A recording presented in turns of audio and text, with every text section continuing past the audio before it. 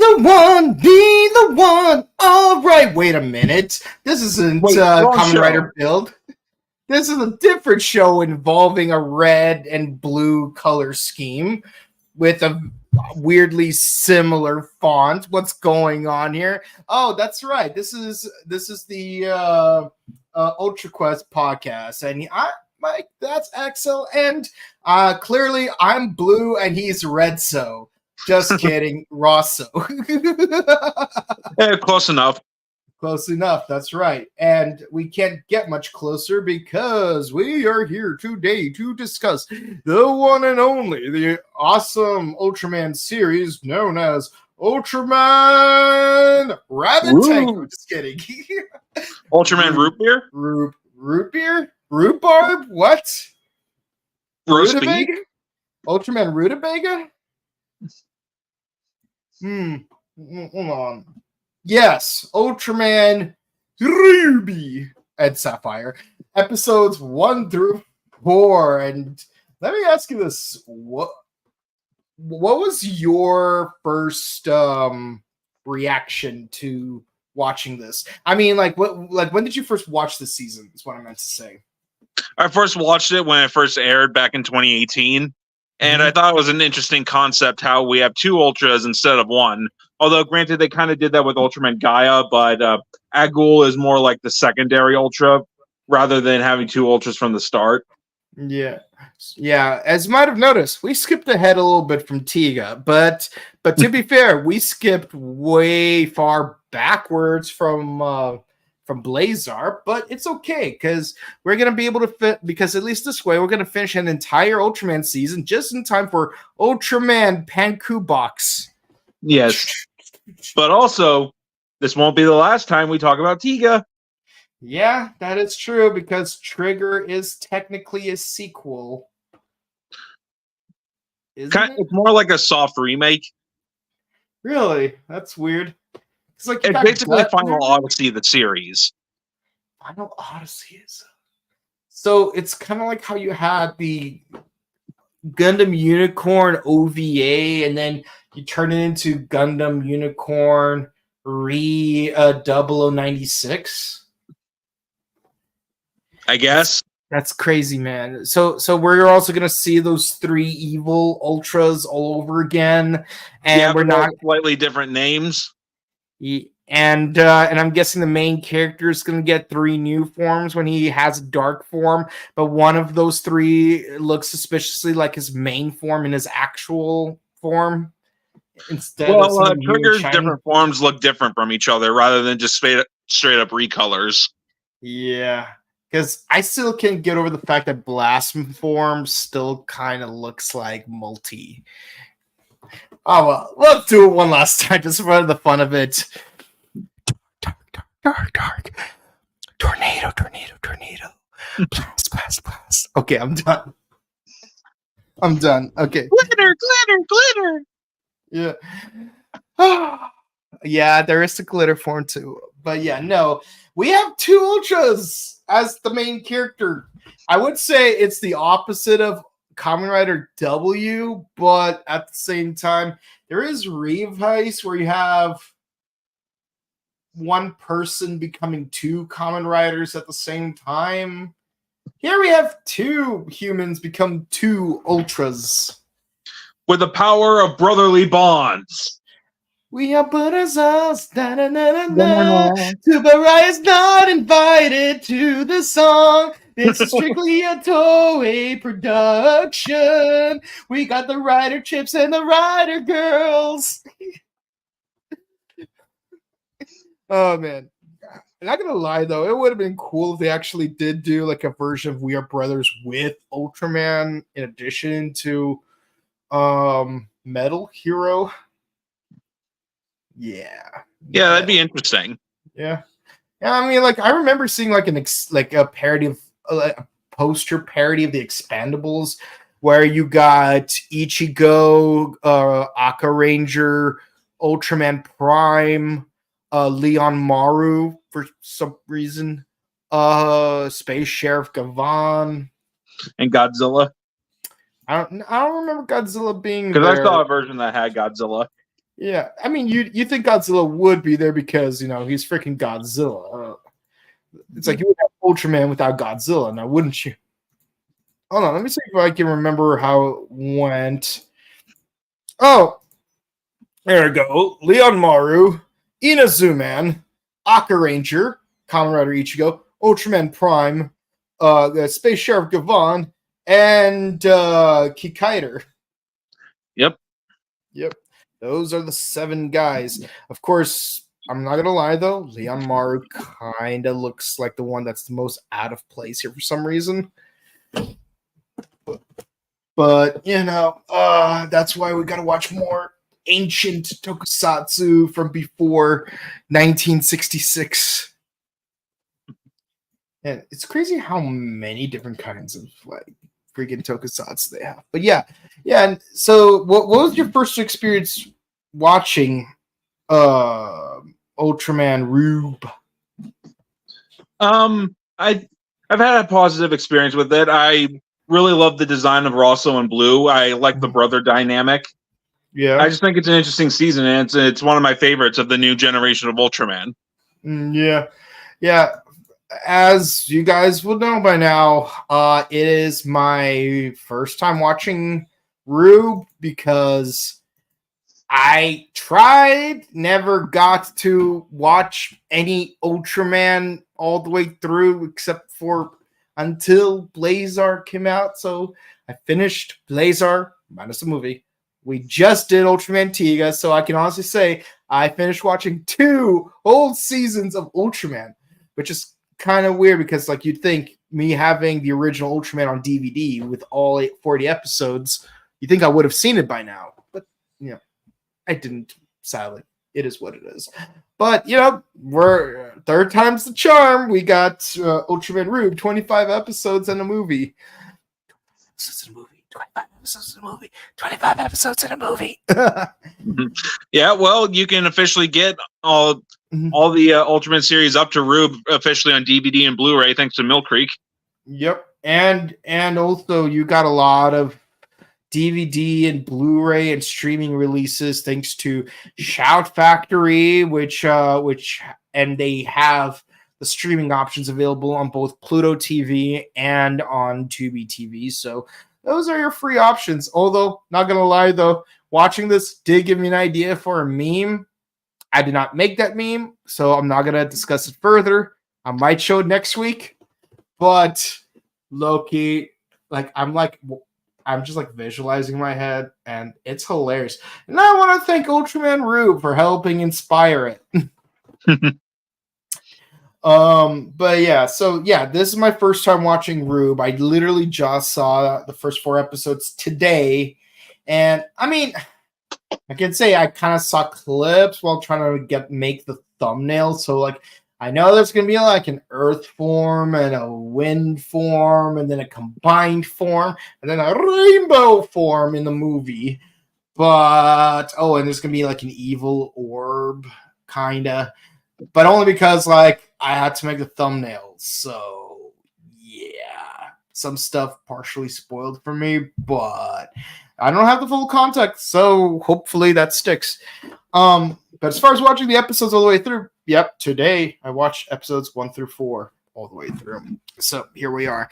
And yeah, episode 1, let's get right into it. So we're introduced to 2 brothers. Two brothers. 2 brothers. Just called 2 brothers. 2 ultras. 2 ultras. They're just 2 ultras. It's just called 2 ultras. A kaiju invasion Swedish ultra brothers who are just regular ultras, the movie. Yeah, I gotta love Rick and Morty references. We're gonna turn into Ultraman, Morty. We're gonna fight kaiju. Jeez, did we already turn into Voltron parody ferrets? Yeah, that was a different story, Morty. That was a different story, Morty. I was betrayed by Summer, and it's a long story, and honestly, it was not even that great of an episode. But Ultraman, we have full control over our own individual bodies, so here we are. But yeah. By the way, someone did make a live action trailer for Two Brothers. Just saying, and it was fantastic. That is fantastic. Like it's got like the Mexican Armada, it's got the old women, the giant cats, the tornado, even the moon. The moon comes crashing down. And what they're gonna do? The two brothers, just two brothers. This is called Two Brothers. Yeah, and of course the two brothers are in fact played by Will Smith and Martin Lawrence, so you definitely worth checking out. Now, if you want to see something really interesting, watch Jan Quadrant Vincent 16, because that live action trailer was awesome. Calling Jan Michael Vincent, calling all Jan Michael Vincents. But yeah, no, so like, yeah, so you got two brothers. One's an athlete, the other's a nerd. As cliche as it always is. Tale as old as time, ultra old as rhyme. Tiga and the box. Okay, I'm done. Like, I'm done. Okay, so yeah, so their dad has a t-shirt shop who makes crazy t-shirts. Just like Gentoku from Kamen Rider Build. And it just so happens that their city is built by Aizen Corporation, not to be confused with Genmu Corporation. Or Kaiba Corporation. Or Zaya Enterprise. I assure you, 100% they are not the same company. But they totally are. And also, the guy's name is Aizen. Like, when's the last time we met a guy named Aizen who's a good guy? Boop, boop, boop, boop, boop, boop, boop. Yeah, never. I mean, if there's a good guy named Aizen out there in the ether of humanity, please let us know. I would like to meet him. But until then, I have only seen 2 out of 2 Aizens, and they're both villains. Yes. I assume you're talking about Aizen from Bleach. Yes. Sosuke Aizen. Not to be confused with Sosuke from Go Onger. No. Because he's the good guy. Yeah, and he's in Boom Boom Cheers this week. Yep. Go on, Boom Boom. Go on, Boom Boom. Go on the Boom Boom. Yeah. So there's like some alien signatures up in the mountain, not to be confused with Kuriyama from Kamen Rider Kuga. And so the following morning, the two brothers decide to go exploring there. And it just so happens that someone mysteriously summons a kaiju while a couple is having fun at Makeout Point. And of course, they take this beautiful selfie photobombed by a kaiju called the Bone King. Or something like that. Grigio Bone. Bone Grigio sounds better. And like I noticed that 2 of the monsters are called Black King and Red King. I'm like, what's the name convention for these guys? Really? Like, what's going on here? But you know, Black King and Red King, we'll get to those eventually, but they're actually Showa kaiju that Tsuburaya at this point in time really likes to recycle and reuse. Like Garumon. Yeah. Oh, yeah. I like Garumon. He's cute. Like it only took me 1 episode of Ultraman Blazar to develop an affection towards him. Also, he's called Pigman for some reason. Pigmon. Not to be confused with Digmon. Look, man, they both have Mon in their name. Like, you expect me not to make that shameless reference. But yeah, so Grigio Bone awakens in the mountains, and we are introduced to my first favorite joke. We got Isami, like, riding away on a bike while Katsumi tries to chase after him on foot. It's like, you're better at running than me anyways. I know, but it's a principle of the thing. Can't you see we're using the Joestar secret technique? Giant explosion. Magic touch. And then they have that epic 2001: A Space Odyssey moment where their fingers touch. When the twin powers activate.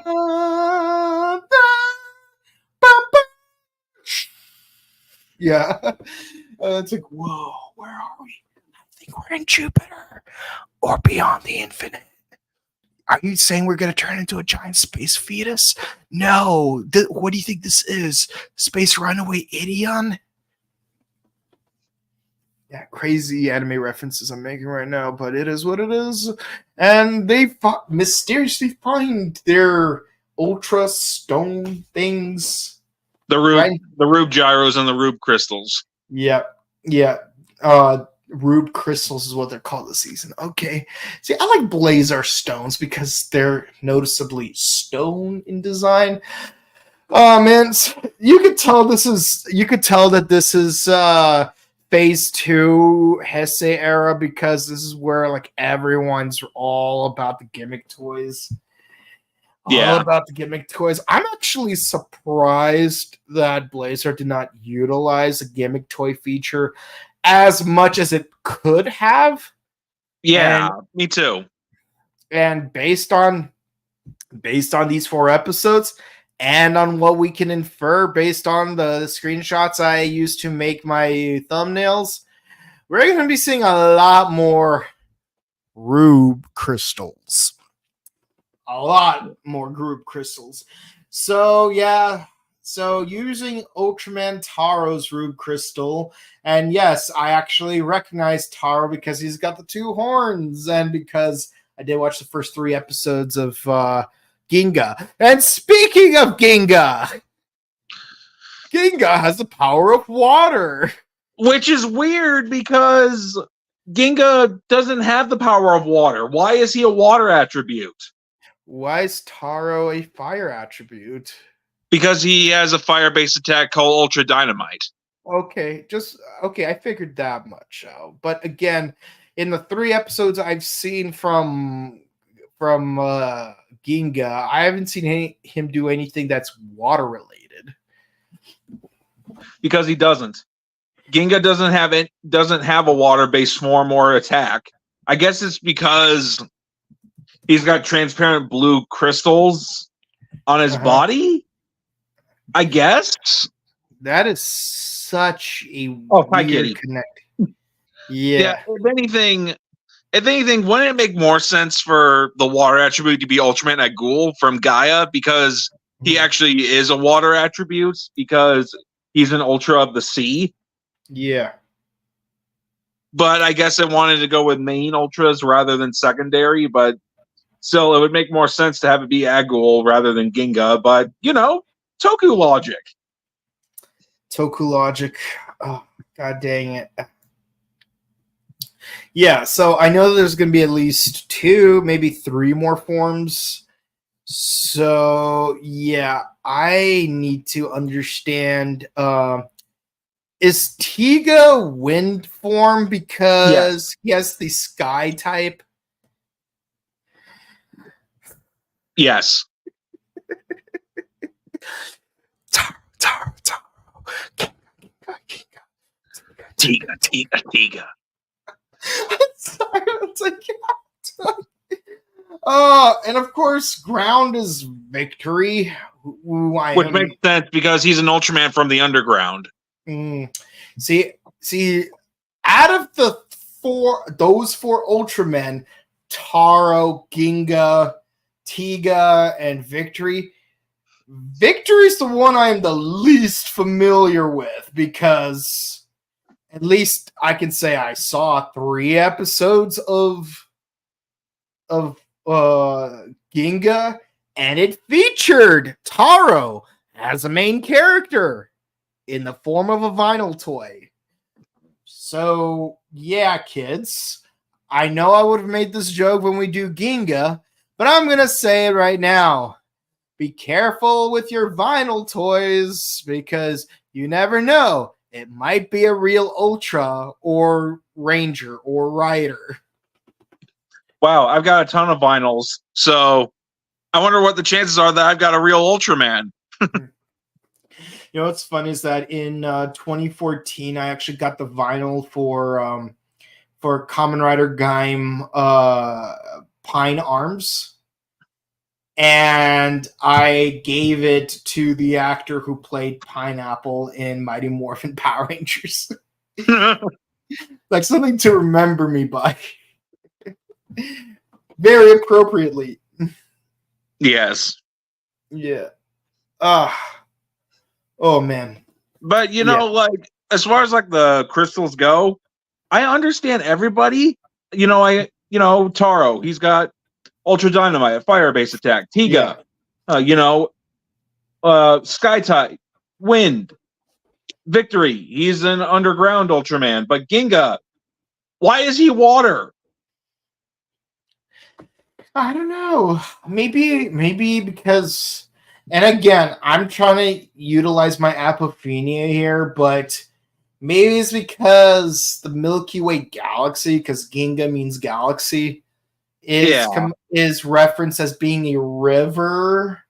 Like even in the story of Altair and Vega, it's like they're separated by a river, which is the Milky Way, and then once a year that river opens up so they could be together for one day. And so it's like, but I feel like at that point they're using the galaxy's a river thing to be a little too literal. Maybe. I mean, like in Ginga, did they at least reference that the temple that he came from is a water temple by a river? Maybe, I don't know. I know he appears in a shrine. I know he comes from a shrine. That's all I know about Ginga. I don't know. Your guess is as good as mine. In any case, yeah, the two of them try to fight off Grigio Bone, and they find out they can switch powers through a thing called like dye phasing or color phasing. Yeah, they can switch crystals. Yeah. So it's like while typically blue is water and Rosso is fire. They can make it so that blue is fire and Rosso is water.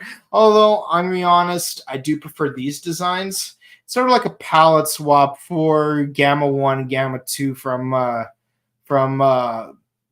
Dragon Ball Superhero. Because Gamma 1 has like the one horn and Gamma 2 has the two horns.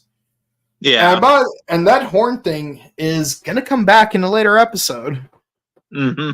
Oh, they fight off the monster and like all's well that ends well. But they're not doing a very good job. Yeah. They're doing a pretty bad job. And I mean, like past Ultras have been able to take care of things on their first attempt. All things considered. But they survived. That's all that matters. While a mysterious person grabs a crystal of Bone Grigio. Who is this mysterious person? As if we haven't already figured that out in the second episode. Yeah. So, thoughts on the pilot episode and score? It's fun. It's got some funny moments. Like I said, I really like the designs of Rosso and Blue, and Grigio Bone is an interesting kaiju design.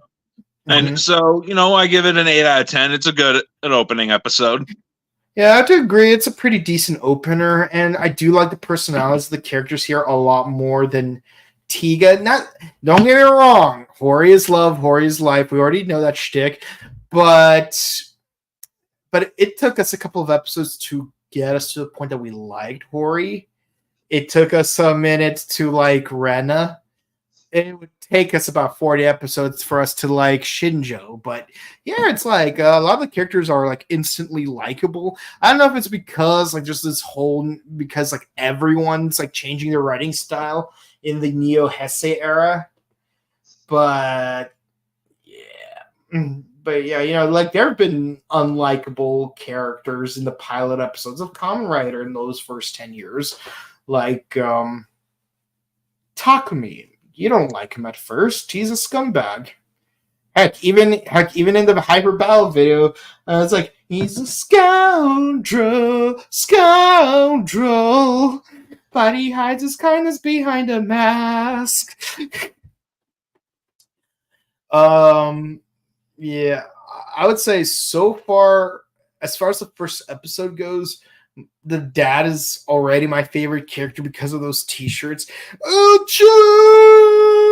Uchukita! Uchu! I like that. You know, sometimes quirky t-shirts make a person's day, and I know it feels like a total 180 for Gentoku from Kamen Rider build, but it really worked for him, especially since like in the very, very, very, very last movie, you know, you got him and Saya being like, we went to a hotel room and we talked all night. It's like, imagine getting that as a couple's t-shirt with that special someone. That would have been adorable. Like that, actually, low-key, that is relationship goals. Like, get someone with whom you could wear t-shirts that say, we went to a hotel room and we talked all night. That's a great callback to literally the first 5 minutes of build. But yeah, no, so yeah, t-shirt guy, gotta love him. And yeah, we're gonna see more reasons to like this character, so I can't wait for more of this.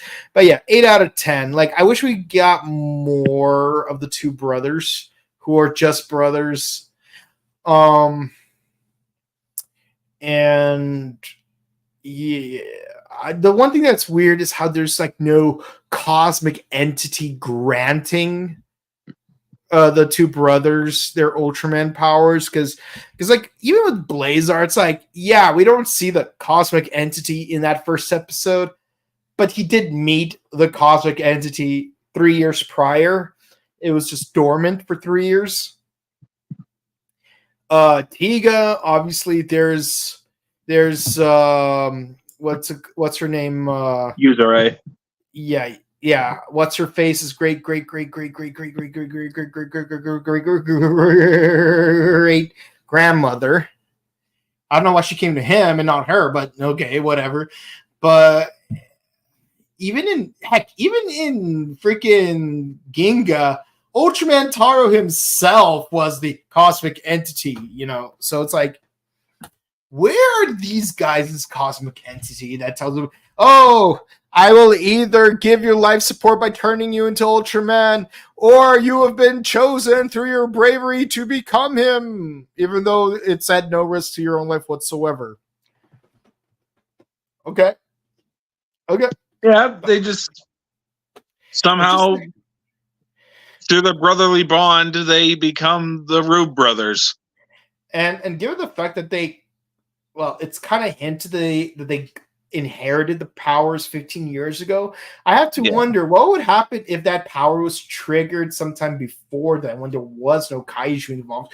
Can you imagine like 2 7-year-olds being like, hey brother, how you doing? I'm having a great day. Oh, happy birthday. Oh, thank you. That means a lot to me. Go Team Venture.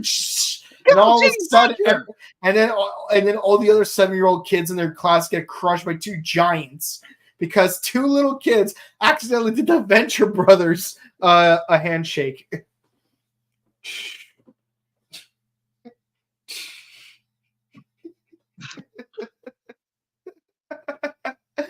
Oh, good times.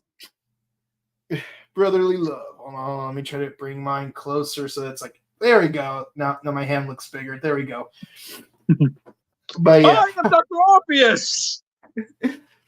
All right. So moving on to episode 2. Now, okay, they're doing some nighttime training, which is good because you think if you're gonna have superpowers, you may as well learn how to use them.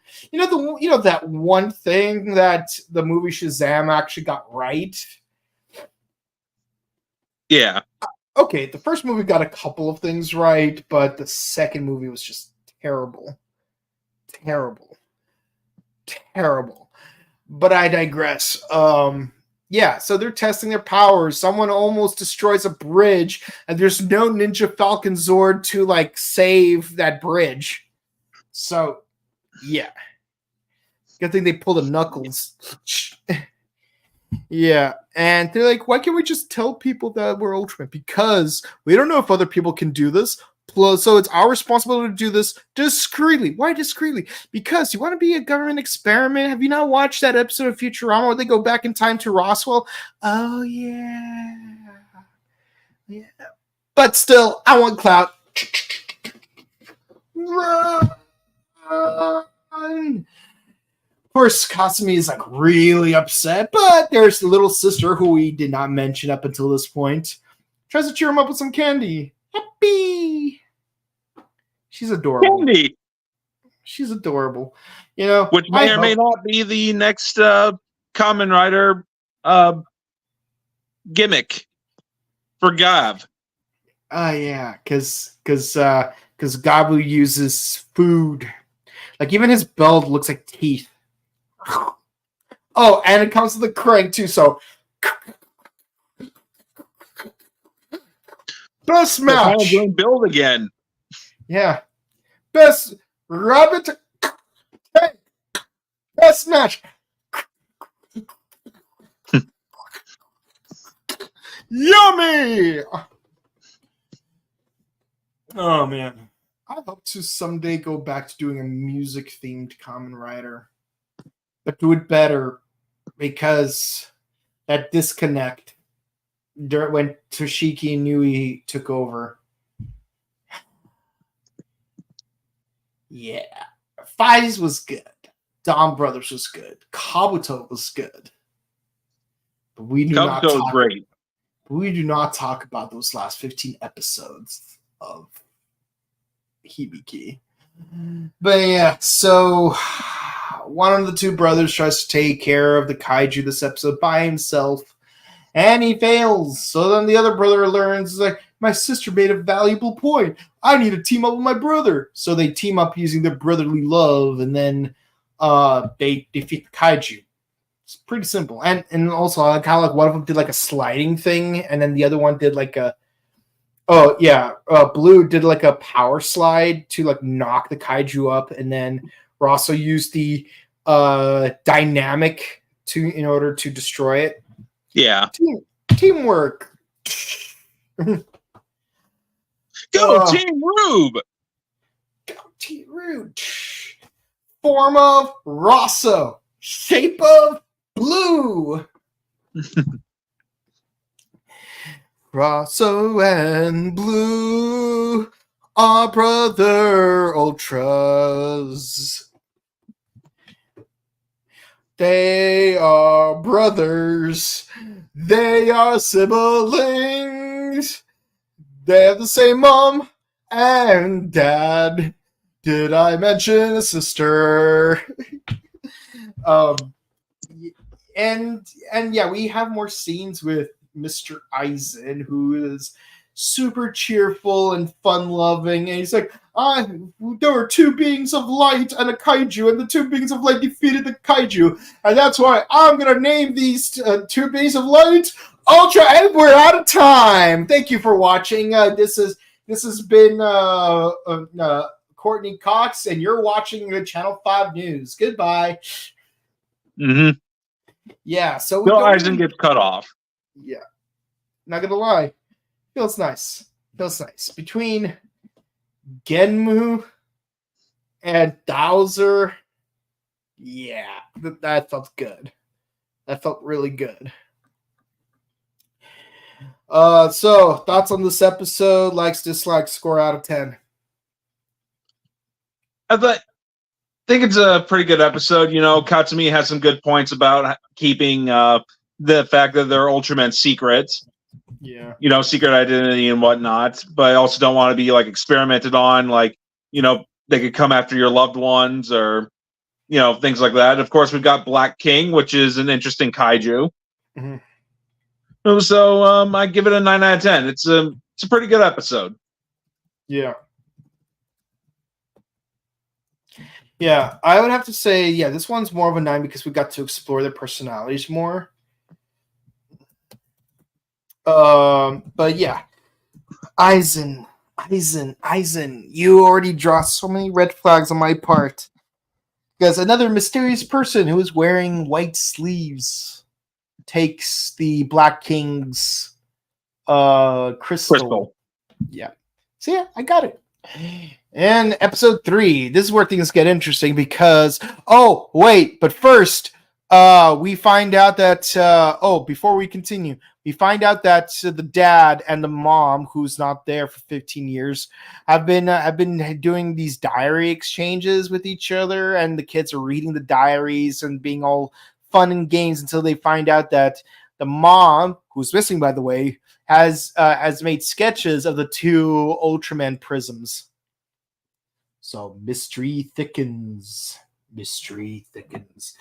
So in that episode 3, we find out that she is to work for Eisencorp. So the 3 kids pay a visit, and turns out, there was a meteorite that caused the mountain to form, and it's possible that Grigio and the 2 Ultras were part of the meteor, and they crashed, and they used a rice cracker in order to explain this process. Which was pretty funny. Yeah, but I feel like the metaphor would have made more sense if they used a jelly donut. Oh gosh. Things make way more sense if they use jelly donuts. Yeah, but it was pretty funny and he's like, all right, now bring the cracker right here, puts it on the table, and then he just outright... Yeah. That was pretty funny. It's like, gentlemen, raise your crackers.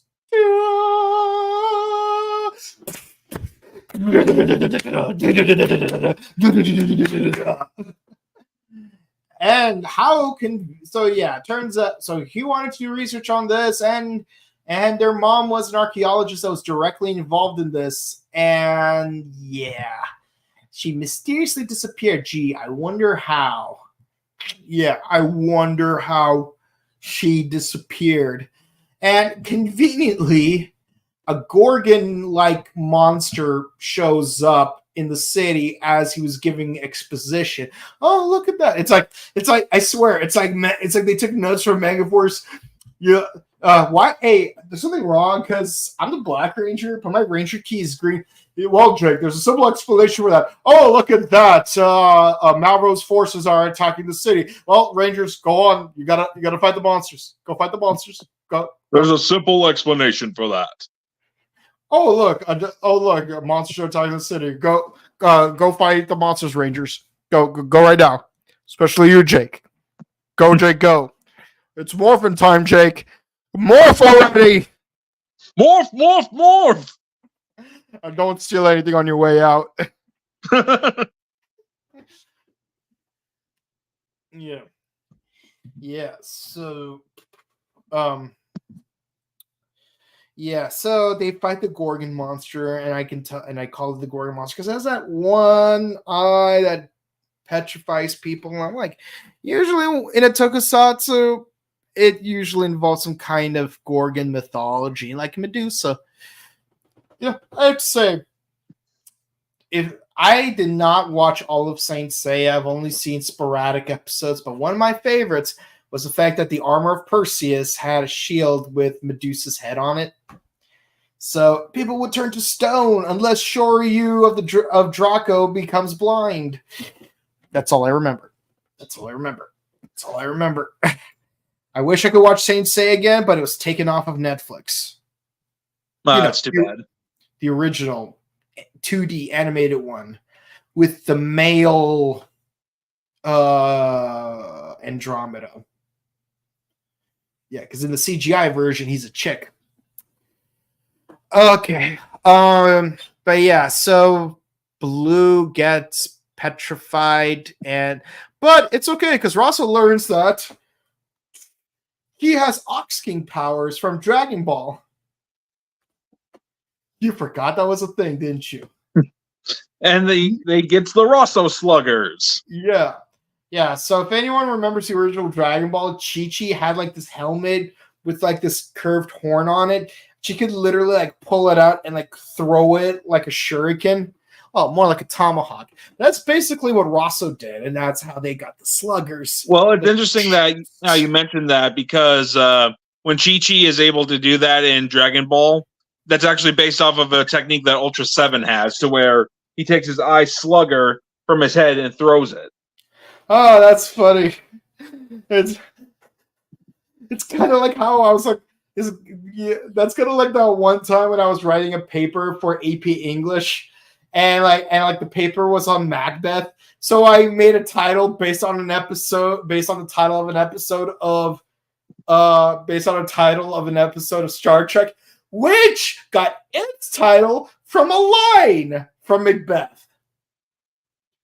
So I used a Macbeth quote for my title of an essay about Macbeth. Macbethception. Will all these meeseeks wash these meta references from my hands? See, I can make Macbeth references in a podcast about Ultraman. All we need now is for one of the two Ultramen to kill their best friends by being coerced by their wives. But they're teenagers, though, so that's gonna work. I gotta figure this out. So with the sluggers, he does manage to free Blue, and Blue learns that he got his own slugger, and they use their sluggers to defeat the monster. I was surprised that a cutting tool is what undoes a Gorgon. But then again, that's exactly what happened with Perseus, though. He did use a sword, but he also used a shield with a reflective surface. Oh, and he had Hermes' wings. Can't forget the wings. Speed. Okay, I'm done. Yeah. And yes, this mysterious person takes the Gorgon's Rube Crystal, and it's revealed that this mysterious person is their dad. I'm just kidding. No, it's Eisen. It's Eisen. Like, did you have any doubts that it was going to be Eisen? It is so obviously Eisen. Honestly, it would have been an interesting plot twist if it was their dad or their mom who's missing. Did I mention she's missing? Of course, she's missing. Or how's this for a crazy plot twist? What if this mysterious person was their little sister? Smile, smile. Now die. Imagine her saying that. Yeah. So that's pretty much it for episode 3. We're burning through this. Nice. What are your thoughts on episode 3?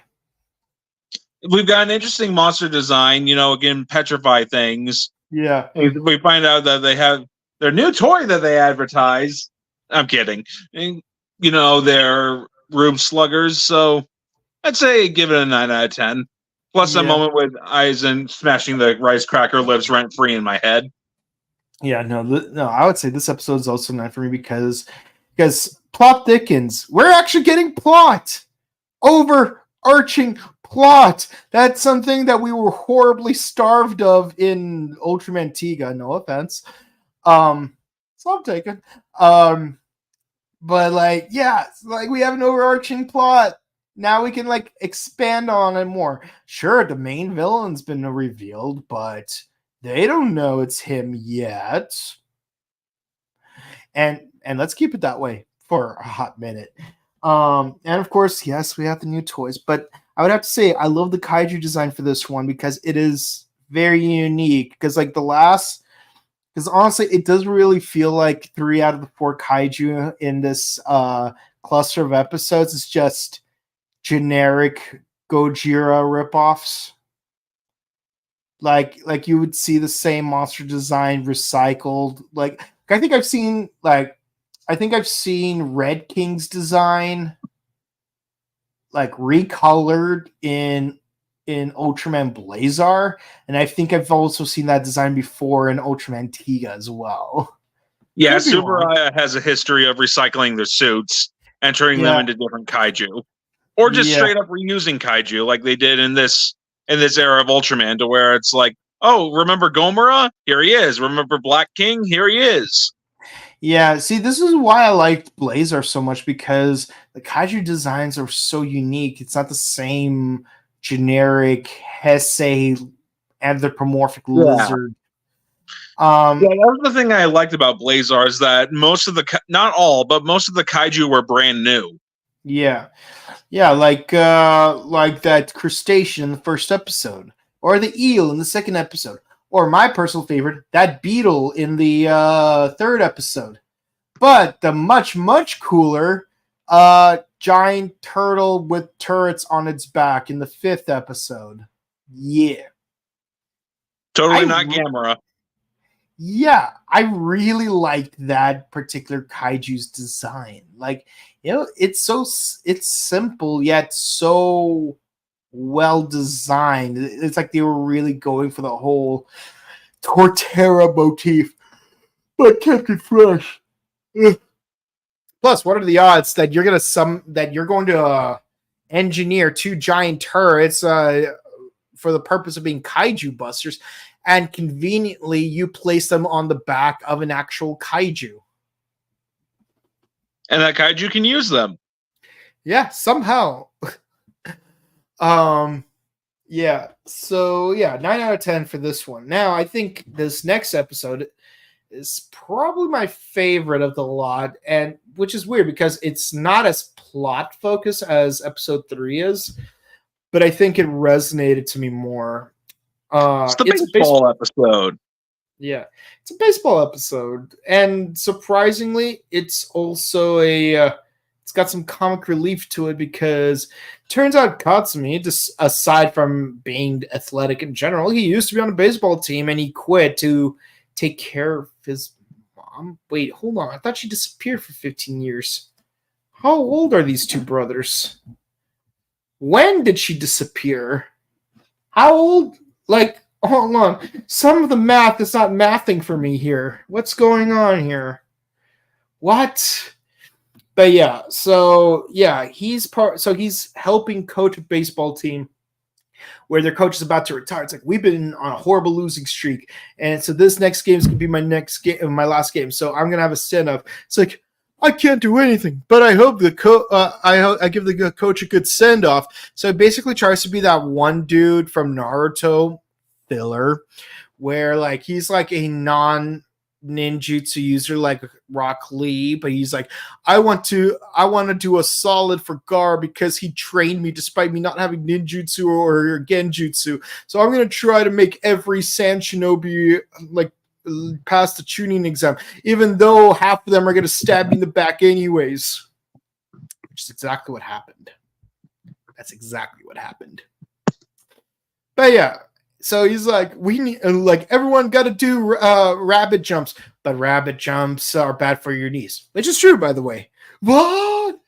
The team needs to be strong and ferocious. There's more to being a good team besides being strong and ferocious. What? I need a poster about passion.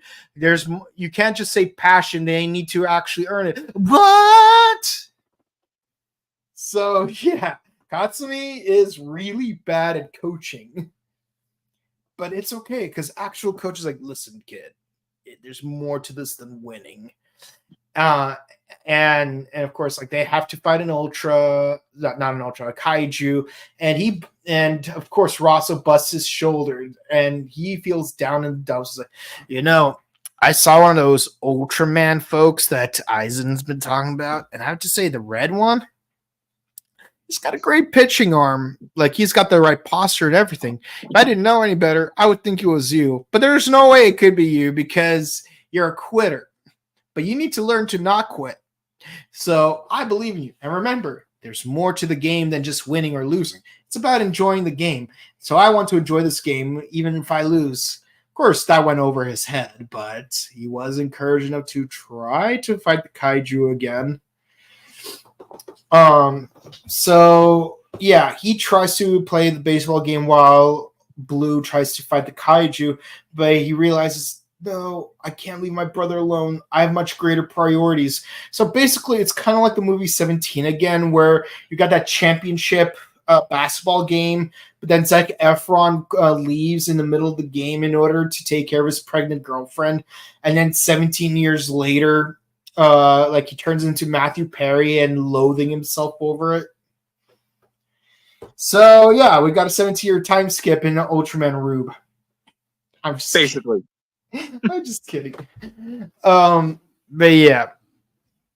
So he learns I need to take care of my brother, and of course they unlock so it turns out the coach had a lucky charm which he hands to him. The lucky charm turns out to be 3 crystals consisting of Ultra 7, Ultraman 0, and Ultraman X. Mainly Ultraman Zero, who for some reason turns his slugger into a baseball bat. Well, not a baseball bat, but like a pitching glove, essentially. I don't know how that works. It's still it's Toku logic. Toku logic, of course it is. So instead of getting a new form, it's just new power. It's like, okay, I get it. With Blazar, he has a few kaiju Blazar stones that turn into rainbow donut, Damascus sword, and of course Phoenix formation. But by the way, I like that Phoenix formation. It's pretty cool, despite the fact that it's orange. Yeah, they defeat the kaiju using baseball skills, and as it turns out, while they were gone, the rival team won a Grand Slam. It's crazy. Yeah. Grand Slam is supposed to be a very difficult baseball move, second only to the unassisted triple play. And I think one of those two has only been done 12 times in history. So I can't remember which one it was, but hey, Grand Slam, the enemy team scored 4 whole points in one pitch. What are the odds? What are the odds? What are the odds? He's like, you know what? I may have lost, but it was a fun game. I got to see Grand Slam. How many people could say they've witnessed a Grand Slam? Come on, you had to be there. So I don't care if I lost. It was a great game. I'm glad to retire here. And I totally get it. When I watch hockey, I like to watch Kings versus Sharks. It's my favorite rivalry. I'm a Kings man, but if the Sharks win, then I don't mind if the Kings lose because they would have had to play a really great game no matter who won. So, and keep in mind, I did go to a game where Kings lost 7-4 to the Sharks. But it's okay because it's the Sharks. If it was the Penguins or the Ducks or literally any other team, I would be upset. But it's the Sharks, so I don't mind. Yeah, I know. Some of y'all are not hockey experts, and some of y'all didn't even know I even had any interest in hockey. But yeah, I do have an interest in hockey. Very minuscule, but it's there. I can honestly say I've watched more hockey games than I've seen basketball games. Yeah. But enough about that. We see more of Eisen being, Eisen. What's really creepy about him is the fact that he's all about peace and love. I'm the minister of love and peace. And I'm the CEO of a tech company that makes all these technological advances. Peace and love. But I want those Rube crystals all to myself for reasons that are not yet revealed. Okay, and that's the end of the episode. So yeah, that's the end of the episode. Yep. So thoughts, likes, dislikes, score out of 10? I feel kind of mixed that they're reusing Red King again because, for somebody who hasn't seen, Rube or the recent Ultraman series, it got kind of tiring how, I understand Tsuburaya was on a tight budget, so they had to reuse old kaiju. But it gets kind of tiring seeing the same old kaiju all the time. Yeah. But it was a pretty good episode. I still give it a 9 out of 10. Nice. Yeah, no, I agree with you. I'm not a fan of these kaiju having still looking like they're from the 60s. Credit to Kamen Rider when they bring back older villains, they do update them to look more modern. Like if you've ever seen Ika Devil from Kamen Rider Decade, definitely like a big improvement from the original 1971 version of Ika Devil. Heck, even Ika Devil from Kamen Rider O's went back to its more traditional look, but it still looked modernized. And more importantly, what's it called? That the leader of the Delta Army even had like an slightly updated look. And he was like the creepiest looking of like all the Showa era Rider villains. General Shadow? Yeah, because like he looks like the Joker in a space helmet. Yeah. Yeah. So like that was like a really well designed. That was like General Shadow is like one of my favorite main villains from Kamen Rider in the Showa era. I mean, it's way cooler than Great Leader being just a giant dragon. You know, like, come on, a giant dragon, really? Giant dragon? That's what you're going with? Like, you were a giant rock golem 2 seasons ago. What happened, dude? But it's okay, because later on, you'll get even further upgraded into Takumi Inoue? For some reason? Time loop? What? But yeah, I am curious to see how they take Aizen as a villain. But as far as the kaiju go, it's like out of the 4, I only like the third one because it had a unique design, but the other 3 just look like generic Gojira ripoffs. That's just how I feel. But other than that, I actually really liked the plot of this episode where Katsui has to learn that there's more to sports than winning or losing. It's about playing the game. Yeah, and sometimes it's the enjoyment of the game. And also learning that, these tried and true Japanese training exercises are actually worse for you than you think they are. Well, specifically the rapid jumps, because no, for real, that those will break your knees. And I speak from experience, not as someone who broke their knees from doing rapid jumps, but from someone who is certified as, a trainer. And believe me, I scored pretty high on the physiology portion, so,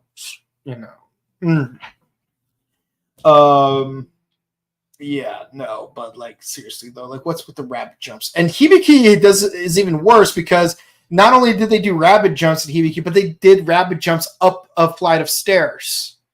So, oh geez, it's like, are you gonna fight all these Makumo from a wheelchair? I mean, like, okay, I could see Todoroki being able to do that because you could totally play guitar sitting down, but like, to play a taiko, you need to be standing up the whole time. You can't be sitting down while playing taiko. And I took taiko for 2 years. I know. But yeah, be passionate, be logical, do both of those things. Keep a cool head and a warm heart instead of a cold heart and a hot head. See, I did an RB reference right there. Okay, but yeah, that's it for these episodes. Let's see what the comments have to say. Shemarios, who never wrote to us before. Hello, how are you? I just moved to the new house in Bossier City. Okay. I hope you enjoy your home at your new house. Imagine if Zoidberg as an Ultra.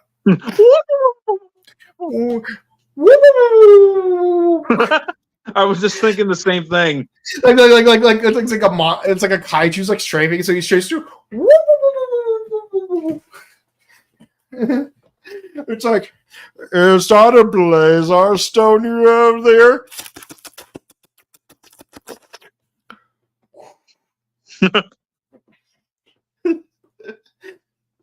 One Blazar Stone gives you your base form. 2 Blazar Stones give you your Damascus Sword. 3 Blazar Stones give you your Phoenix form. And if there is a 4th one, it's probably going to be a movie exclusive.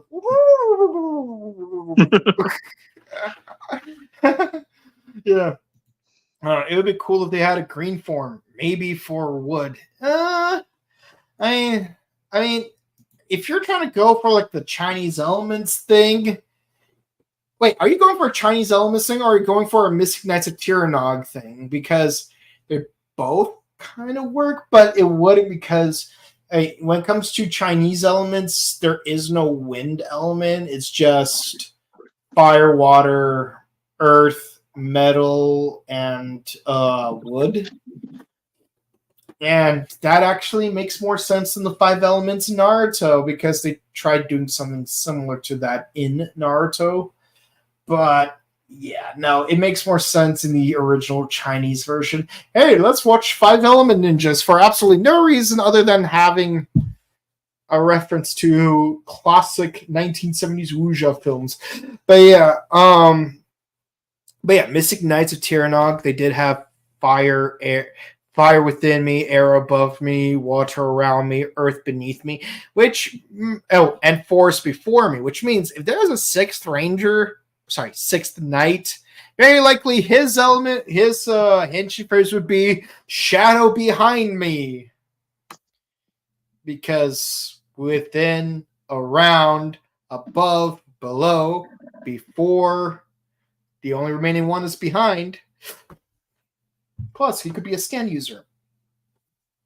I don't know. We never got a new season of Mystic Knights, so who am I to judge? And that's it for the comments, guys. Thank you guys so much for watching. Stay safe, stay hydrated. I'm just kidding. We aren't there yet. Be sure to comment, like, and subscribe to us on YouTube, Facebook, Twitter, Instagram. Ding the bell icon, stay notified for our latest videos. Be sure to ding the bell icon, stay notified for our latest videos, and share our videos because it helps us out with the algorithms. Make sure that Aizen doesn't get all of your views and not us. We do Ultraman Rube on Mondays, Gotchard on Wednesdays, but not next week. Boom Boomcher on Thursdays, and Kamen Rider Kiva on Sundays. We only have 2 more sessions for Kiva left before we're done. We got 3 episodes, 2 episodes, and then we're gonna start the next Rider season. Then and there, ready to roll. And we got to go. And no, I'm not hinting that the next season is Ghost, because we are going to do a roulette for that.